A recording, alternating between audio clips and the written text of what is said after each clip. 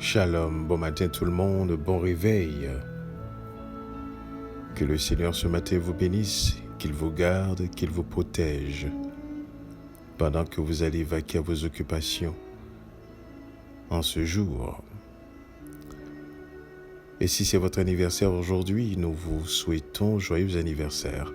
Soyez contents, soyez heureux, soyez conscients. Et si vous êtes seul, eh bien, sachez, vous n'êtes pas vraiment seul, puisque Yeshua, dans sa parole, nous a promis qu'il sera avec nous tous les jours. Disait-il, je serai avec vous tous les jours jusqu'à la fin du monde. Donc, il est là. Il est toujours présent avec nous.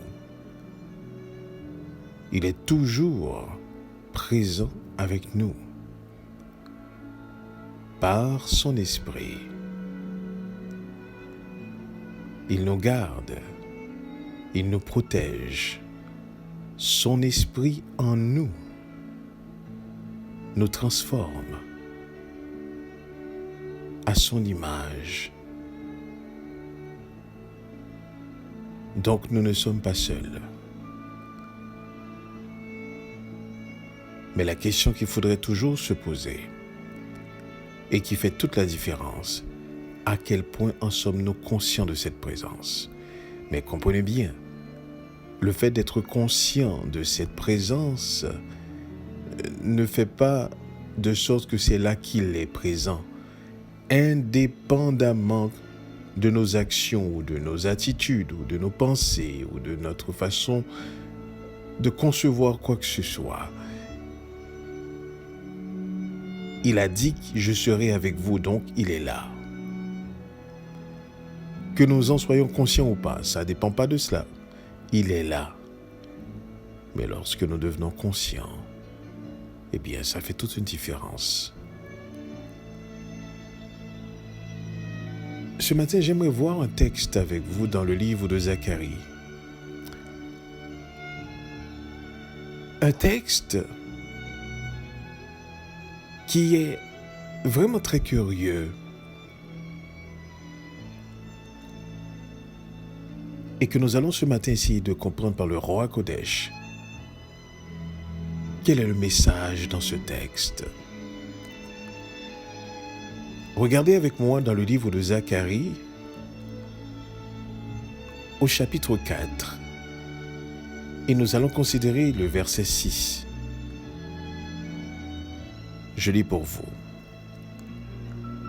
Alors il reprit et me dit,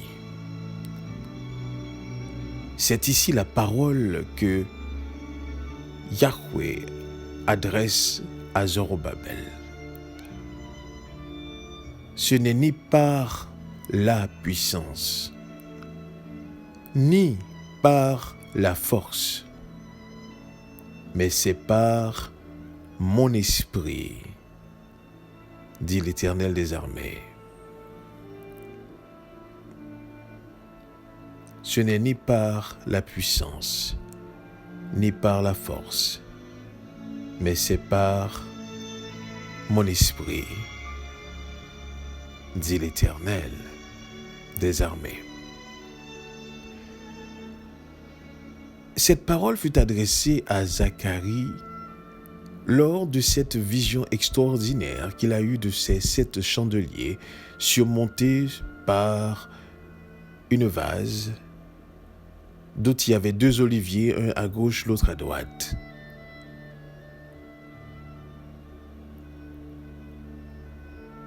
Et aussi, lorsque vous regardez le chapitre précédent, vous allez voir justement, il y a eu cette discussion, dirais-je, entre l'ange de l'Éternel et Satan concernant Josué, qui était dans un vêtement sale. Et l'ange a demandé qu'on change le vêtement de Josué, qu'on le purifie. Et toujours au chapitre 3, maintenant, le Seigneur est en train de parler et dit au verset 9, « Car voici, pour ce qui est de la pierre que j'ai placée devant Josué, il y a 7 yeux sur cette seule pierre. » Et il continue à dire, « Voici, je graverai moi-même ce qui doit y être gravé, dit l'Éternel des armées. J'enlèverai l'iniquité de ce peuple en un jour. En ce jour-là, dit l'Éternel des armées, vous vous inviterez les uns les autres sous la vigne et sous le figuier. » Une tradition en Israël. Lorsqu'on est en paix, on est content, eh bien on se visite, on parle, on prend de ses nouvelles. Une tradition qui est d'une manière ou d'une autre toujours gardée. Il fut un temps.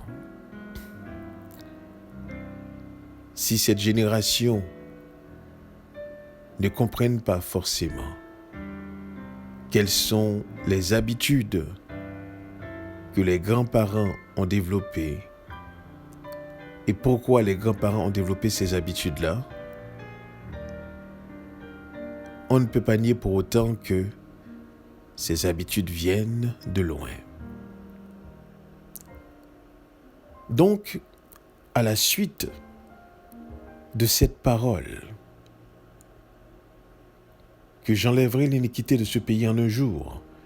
En ce jour-là, dit l'Éternel des armées, vous vous inviterez les uns les autres sous la vigne et sous le figuier.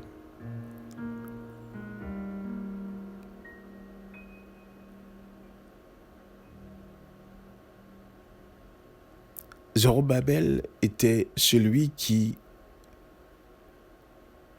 devait effectivement bâtir le temple, la maison de l'Éternel.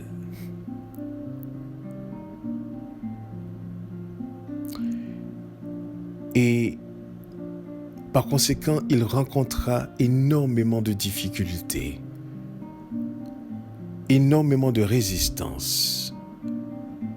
Voilà pourquoi, au verset 8 du chapitre 4, il fut adresser une parole de la part de l'Éternel à Zorobabel en disant ceci, « La parole de l'Éternel me fut adressée en ces mots. Les mains de Zorobabel ont fondé cette maison et ses mains l'achèveront et tu sauras que l'Éternel des armées m'a envoyé vers vous. Car ceux qui méprisaient le jour des faibles commencements se réjouiront en voyant le niveau de la main de Zorobabel. Ces 7 sont les yeux de l'Éternel qui parcourent toute la terre. » C'est dans un contexte comme ça, au verset 6, il est dit, c'est ici la parole de l'Éternel que l'Éternel adresse à Zorobabel. Ce n'est ni par la puissance, ni par la force, mais c'est par mon esprit.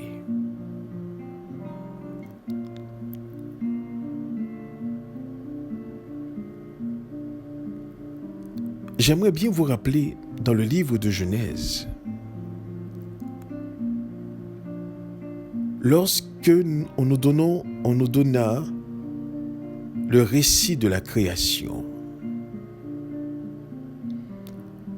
on disait que la terre était informe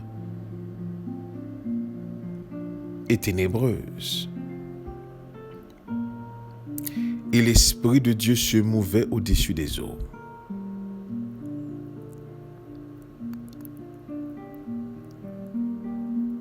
Il y a une chose qu'il faut saisir.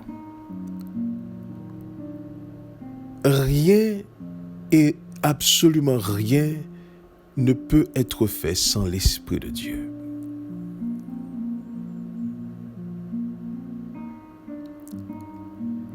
Yeshua étant enfant de Dieu, étant fils de Dieu lui-même, de par sa naissance,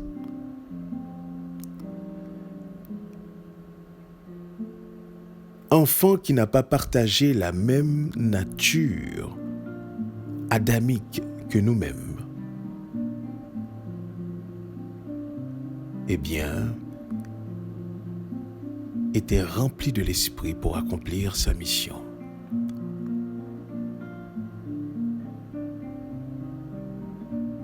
Il faut absolument comprendre une vérité absolue. Tout se fait par l'Esprit du Seigneur.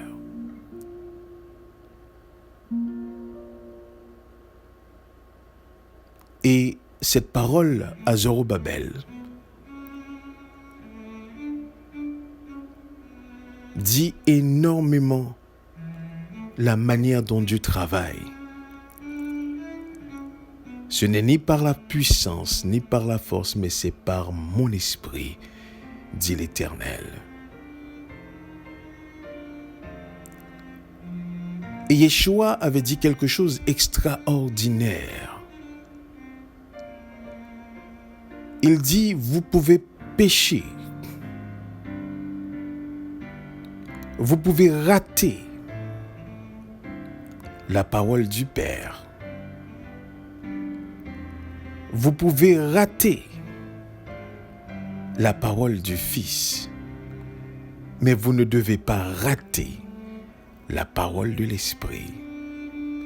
Disait-il, en fait, celui qui pêche contre l'Esprit, il ne lui sera pas pardonné, non seulement dans cette vie, mais non plus dans la vie après. Comprenez bien ceci. L'Esprit est celui qui nous instruit dans la bonne marche, dans la façon que nous devons marcher devant Dieu.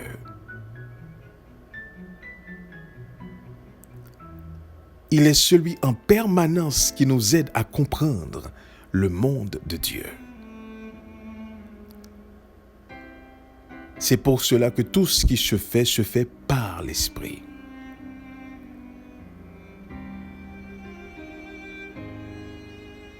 Non par la puissance, ni par la force, mais c'est par mon esprit, dit l'Éternel des armées. Et c'est ce qui fait toute la différence.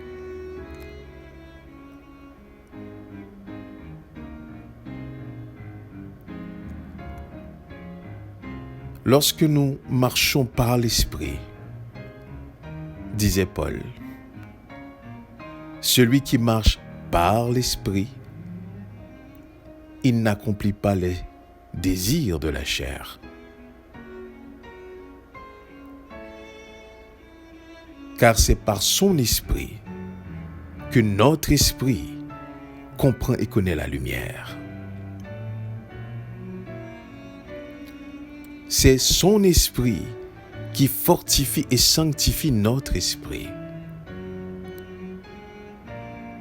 Et c'est par son esprit que nous sommes amenés à la ressemblance de Yeshua. Et dans le livre de Philippiens, au chapitre 1, au verset 6, il est dit ceci. Paul dit, « Je suis persuadé que celui qui a commencé avec vous cette belle œuvre l'achèvera par Yeshua Mashiach. »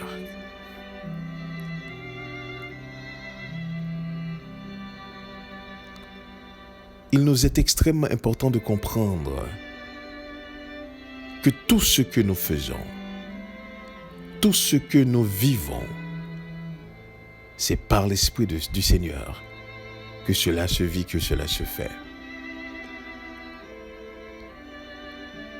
Ce n'est ni par la puissance, ni par la force, mais c'est par mon esprit, dit l'Éternel des armées.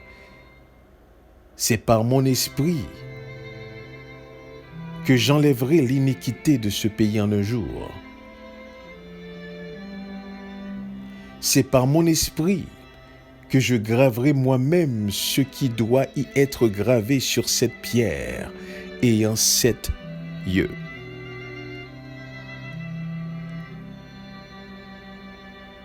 C'est par mon esprit que la montagne, la grande montagne, sera aplanie.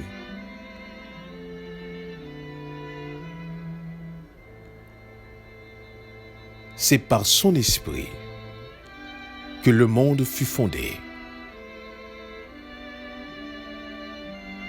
C'est par son esprit que l'univers fut créé.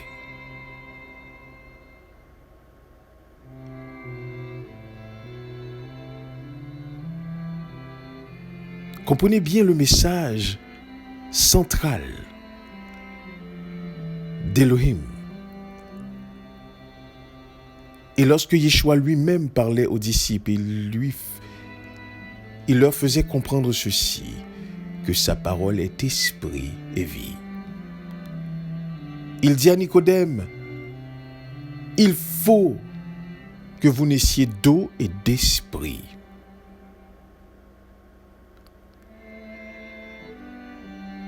Et il a dit, comme on a partagé hier, Dieu est esprit. Il faut l'adorer par l'esprit et dans la vérité.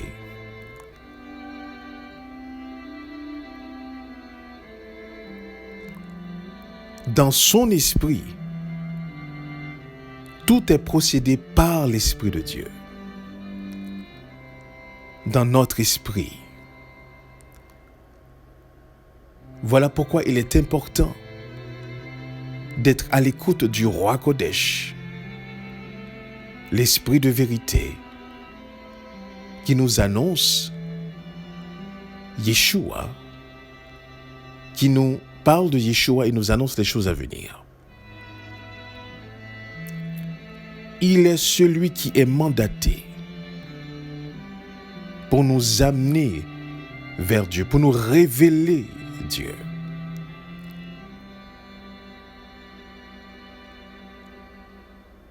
Malgré nous sommes des enfants de Dieu, comme Yeshua l'était, mais nous devons être vêtus de son esprit, de l'esprit de Dieu, pour marcher devant Dieu. Et que nul ne peut parvenir au Créateur si ce n'est par l'Esprit de Dieu.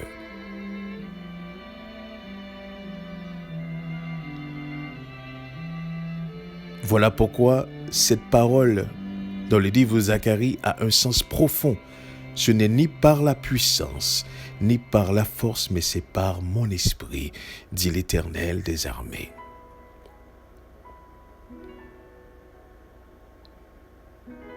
Lorsque nous sommes conscients que tout ce que nous faisons, tout ce que nous disons est procédé par l'Esprit de Dieu, eh bien cela nous garde dans une humilité. Car ce n'est ni par la force, ce n'est ni par la puissance, mais c'est par son esprit que nous pouvons être, c'est par son esprit que nous pouvons accomplir ce dont nous devons accomplir. C'est par son esprit que nous sommes fortifiés. C'est par son esprit que nous pouvons marcher dans sa voie. Ce n'est pas par notre force, mais par son esprit. Ce n'est ni par la puissance, ni par la force, mais c'est par mon esprit, dit l'Éternel des armées. C'est l'une des raisons pour laquelle, négligeant le roi Kodesh,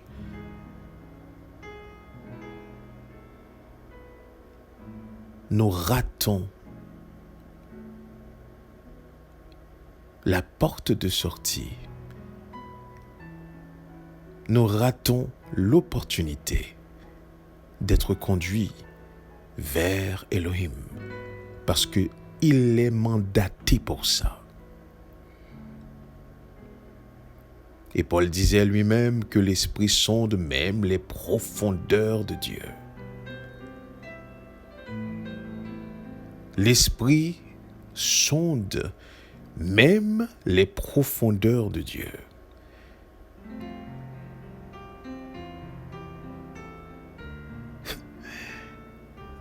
C'est une parole qui n'est pas vraiment compréhensible. Le Dieu éternel, l'Esprit sonde sa profondeur.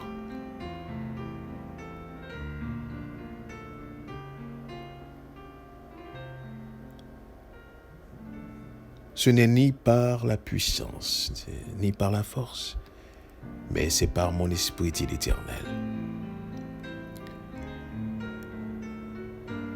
Et cette révélation qui a été donnée à Zacharie est aussi une prophétie.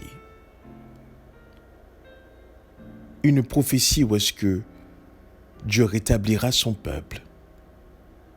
Et quand il dit « J'enlèverai l'iniquité de ce pays en un jour »,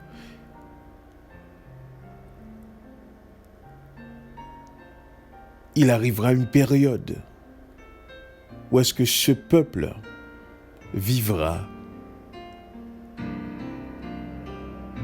dans la paix. Il vivra dans la paix face à un monde hostile, face à un monde qui s'est tant donné de peine pour arriver à la joie qu'ils vont avoir. Et Dieu permettra à ce monde, à ces nations, face à son peuple, de regarder que ce n'est ni par la puissance, ni par la force, mais c'est par son esprit que nous pouvons obtenir tout cela. Avant le retour de Yeshua, qui établira maintenant la paix entièrement sur cette planète.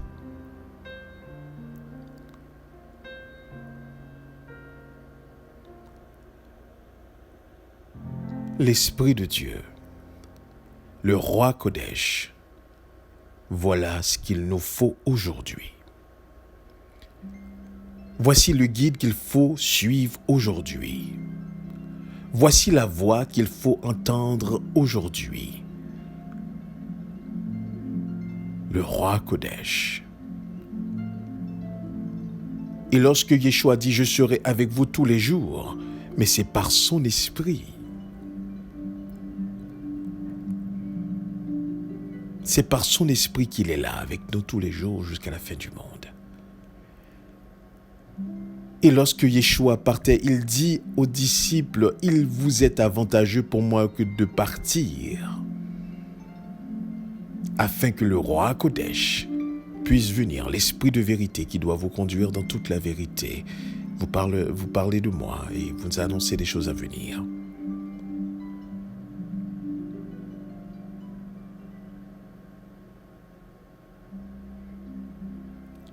Il faudrait comprendre maintenant.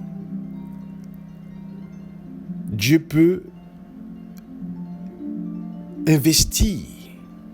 Dieu peut investir quelqu'un de sa puissance. Dieu peut investir quelqu'un de son habileté, de force.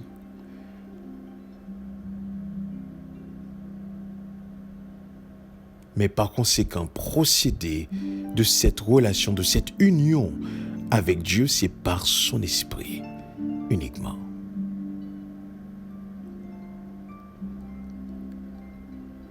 Que nous pouvons l'avoir.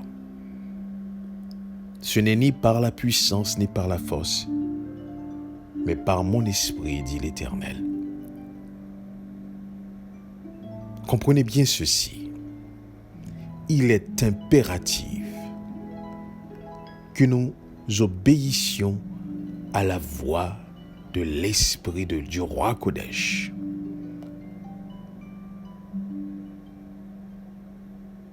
Vous pouvez tout avoir, mais si vous n'avez pas l'esprit, vous n'avez absolument rien.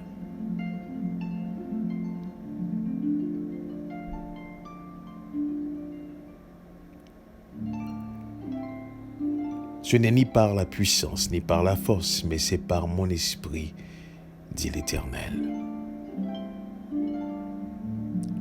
Il est celui qui procède de la part du Créateur, de la part du Père. Il est celui qui transforme profondément. Disait Pierre, l'esprit peut trancher l'os, la jointure. Il peut trancher profondément en un mot.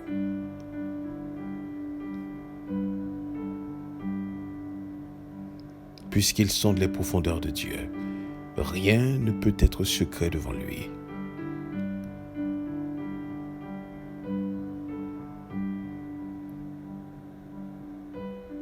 La transformation de nous-mêmes se fait par l'Esprit. Notre naissance, par l'Esprit. Notre vie, par l'Esprit. Ce n'est ni par la puissance ni par la force, mais c'est par mon esprit, dit l'Éternel.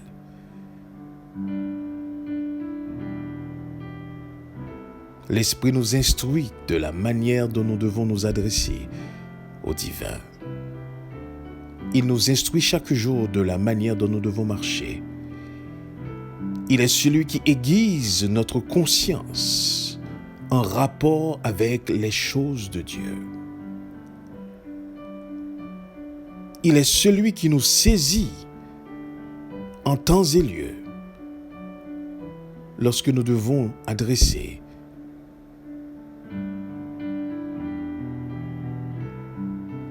Il est celui qui aplanit devant nous les sentiers,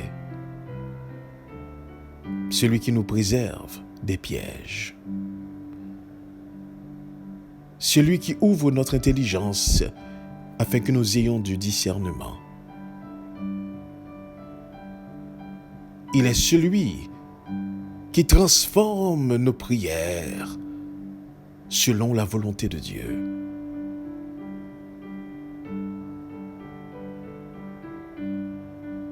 Le roi Kodesh, l'esprit de vérité, eh bien, c'est par lui. Tout se fait.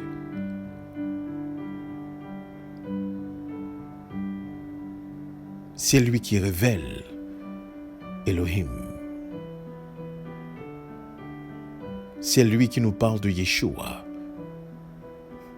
Et c'est aussi lui qui nous annonce les événements à venir. C'est lui qui nous prépare. C'est lui qui fortifie nos cœurs. Et c'est aussi lui qui nous préserve dans la mort physique. Il est celui qui nous ressuscitera. C'est ce que le passage ici voudrait dire lorsque le Seigneur dit à Zorobabel, ce n'est ni par la puissance ni par la force, mais c'est par mon esprit, dit l'Éternel des armées. Il était là dès le commencement. Il est là aussi dans la fin. Rien de ce qui est fait sans l'Esprit du Seigneur.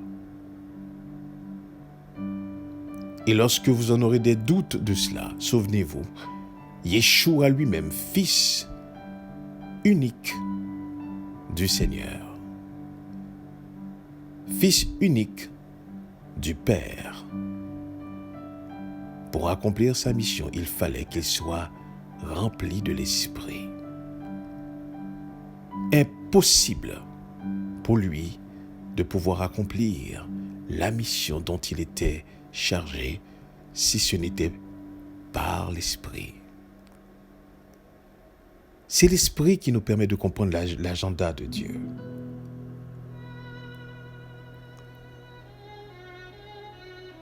Comprenez bien ceci.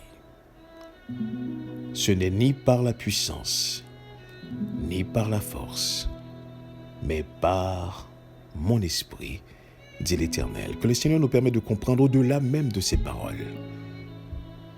C'est la profondeur de cette parole, par son esprit, et que nous en sortions édifiés, bénis, transformés par sa parole. Que Dieu vous bénisse. Restons conscients de sa présence.